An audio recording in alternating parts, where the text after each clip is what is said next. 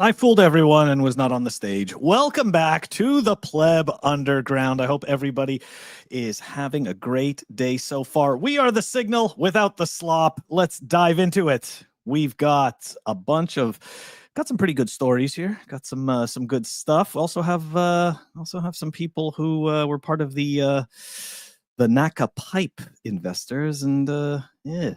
Looks like things got a little muddy for them. We'll take a look at a quick conversation that happened there. All right, let's dive into it. Amazon's Bitcoin bet. Of course, you know that we're actually going to provide the signal here, and we're going to dive into some more specifics about it, right? Because right now it's, oh, look, Amazon's hiring a Bitcoin dev. They're going to get an engineer. Not so quick. Anyways, Bank of Thailand, right? Bank of Thailand apparently doing ads for Bitcoin. What? Not how you think. Anyways, PayPal Bitcoin integration. Jordy Vesser, he's a longtime macro guy. What is it? What does he do again? He's the let me go see here. The president and chief investment officer of Weiss Multi-Strategy Advisors. Yeah, so he seems to think that the Bitcoin treasury companies, they're going to moon. We're going to take a look at some comments that he made. KYC AML failure. I know that people are surprised that KYC AML don't work much better, but they don't. We're going to take a look at a quick story about that. And guess what? Looks like more people are going to be able to play with their Bitcoin in terms of real estate. Not only will you be able to buy real estate with your corn, but you'll even be able to sell real estate for your corn. Anyways, before we dive into all these awesome stories, you know the deal.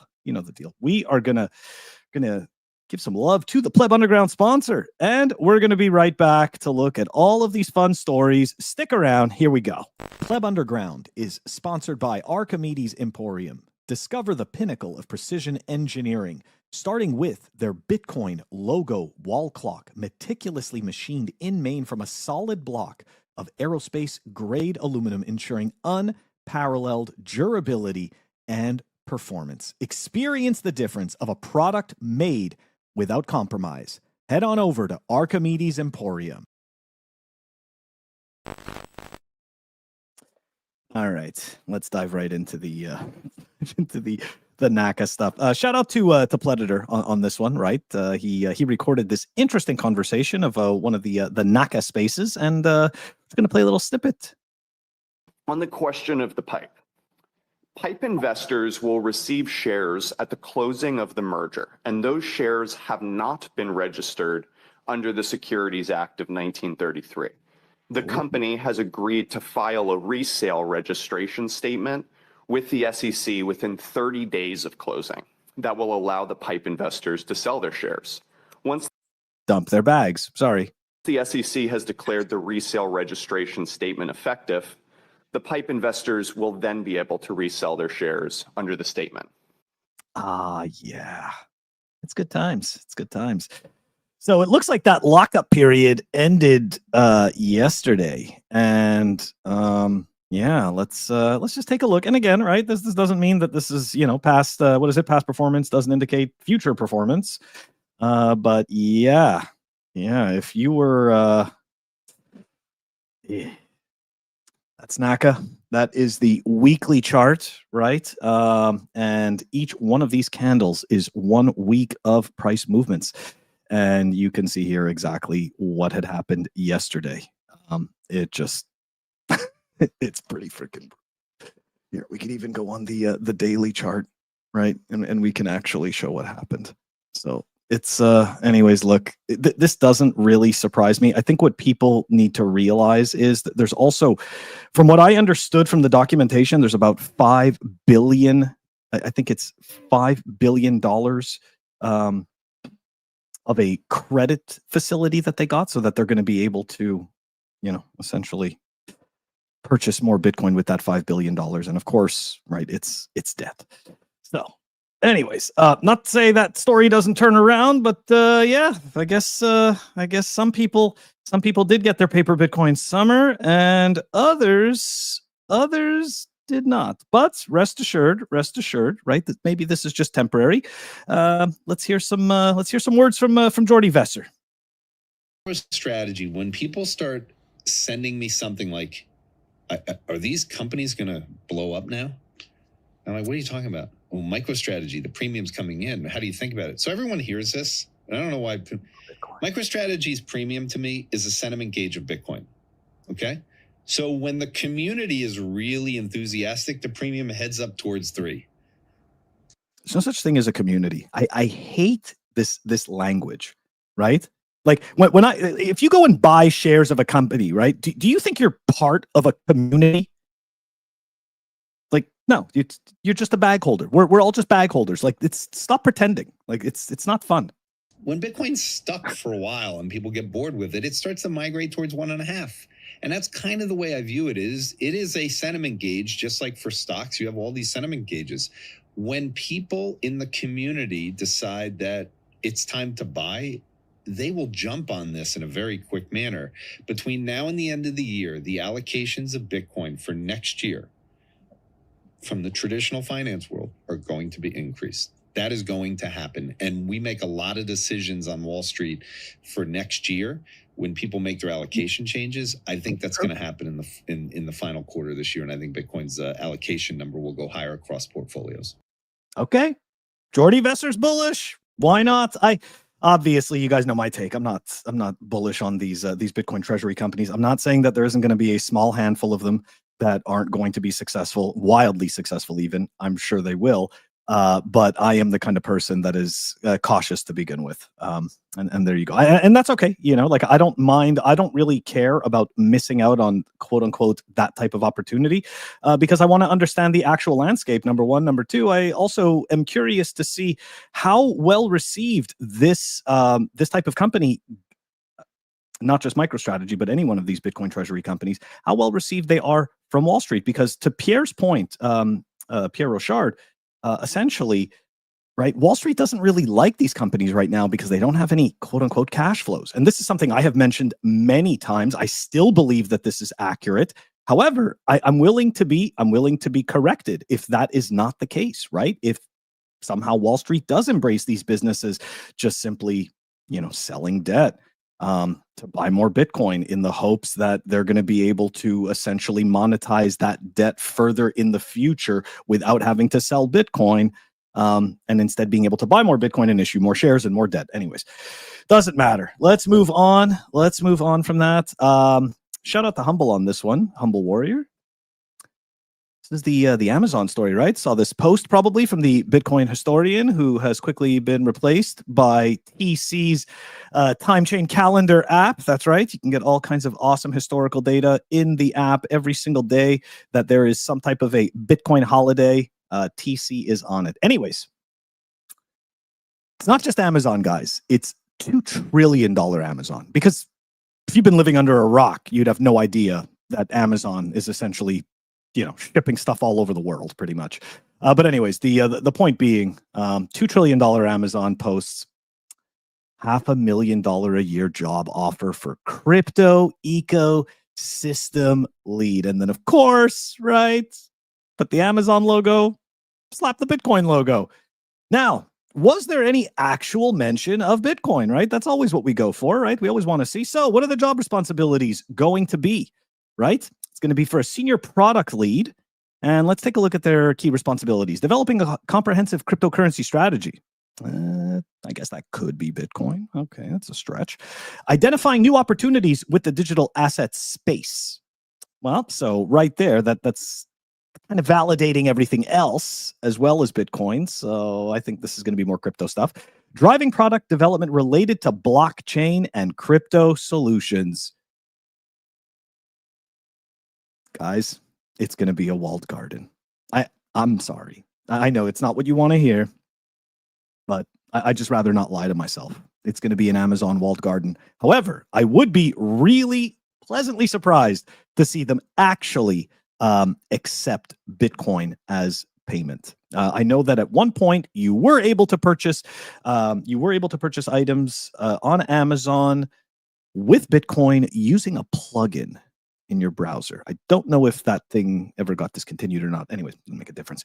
What else are they doing over here? Ensuring compliance with regulatory frameworks, of course, and collaborating with internal and external partners to innovate. Now, that's corporate speak for a lot more of the walled garden. So the people that are expecting this to become something that it isn't, good luck with that. And just as a historical reminder, if you think, oh, wait, this is different this time. It sure isn't. That's right. Back in 2021, Amazon also posted a job for digital currency and blockchain product lead for its payments team, prompting a similar wave of speculation that the company was prepared to accept crypto payments. This current listing indicates renewed, possibly larger scale efforts. We'll see. We will see. I'm not holding my breath for that one. All right, moving on. I got to tell you, I was pretty pleasantly surprised by Bank of Thailand deciding to say, hey, how can we best advertise Bitcoin's censorship resistance? And they, you know what? Somebody was there and they said, I know, we're going to do this thing.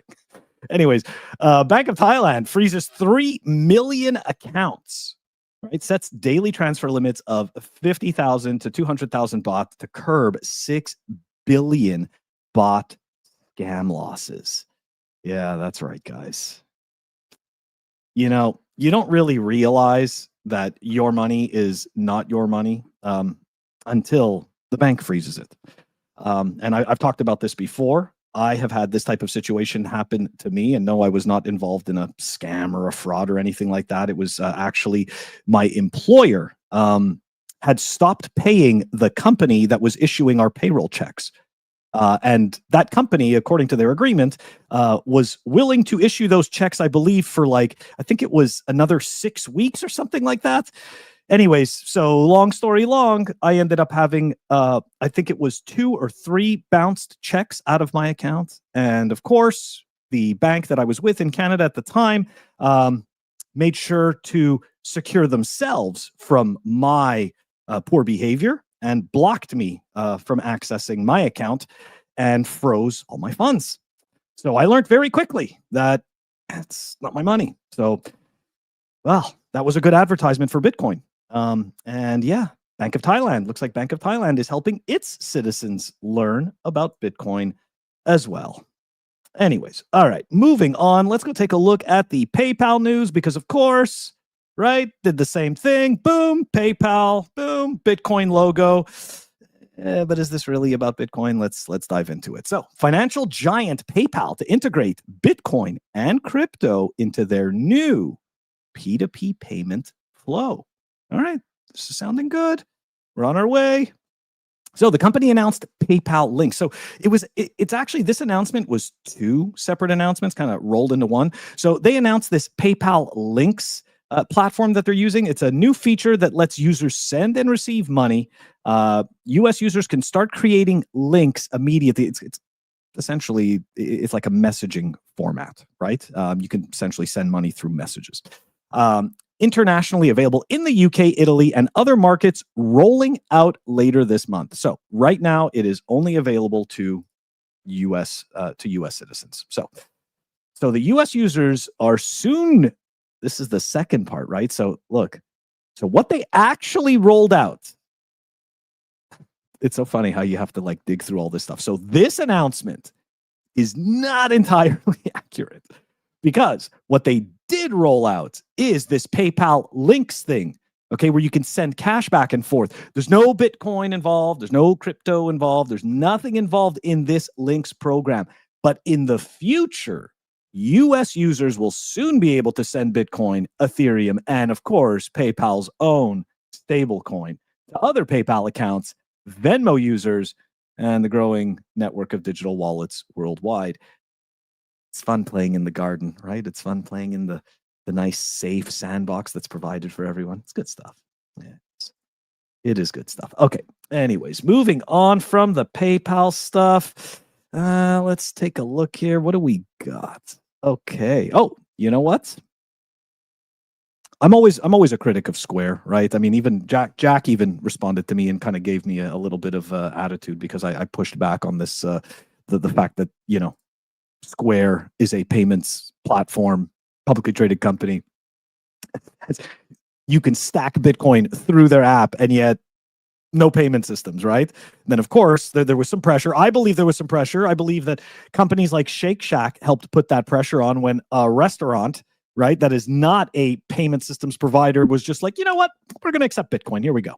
Anyways, so here's a tweet from Seed, right? He is the creator of Seed Signer. He goes, I've long been critical of the inability to accept Bitcoin on Square's payment platforms. I'm excited to explore this and hope it means that Bitcoin payments will be ubiquitously available there soon. And what there is a screenshot with, with his account saying, hey, thank you for your participation and engagement with the existing Bitcoin conversions product powered by Cash App. We're excited to announce that we are ready to have you participate in our Square Bitcoin beta program. So guys, it's light at the end of the tunnel, right? Square is genuinely, seemingly going to integrate Bitcoin into their payments platform. So good stuff, Square, right? I can't always just be pooping on everything, right? Some things are good, right? Some things are good. Anyways, moving on, we're going to take a look at, guys, Link Homes. I got to tell you, I am pretty, I do find this piece interesting. Not that I have any intention of giving my Bitcoin for a house. However, I think it's really cool that this company is giving it a shot. And of course, it also helps them with their advertising as well, right? They are an AI-powered real estate platform. So, it gives them a little bit of publicity. And here we go. Link Home launches its first platform enabling U.S. real estate purchases with cryptocurrency. And yes, guys, this is not fake.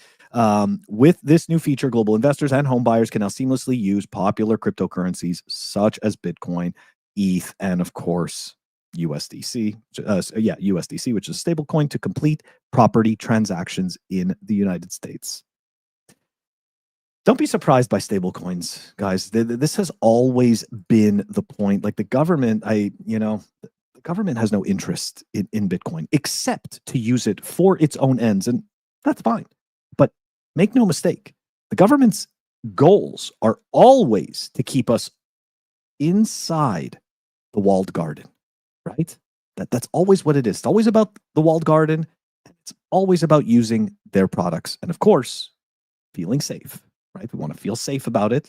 And it's always for the greater good. So doesn't surprise me. It does not surprise me one bit. Anyways, I think that's going to do it for us, guys. Had another one. Totally forgot about this, right? The KYC stuff. So I don't know how many of you guys saw this from the Unusual Whales account. I did go and verify this story. It is legit.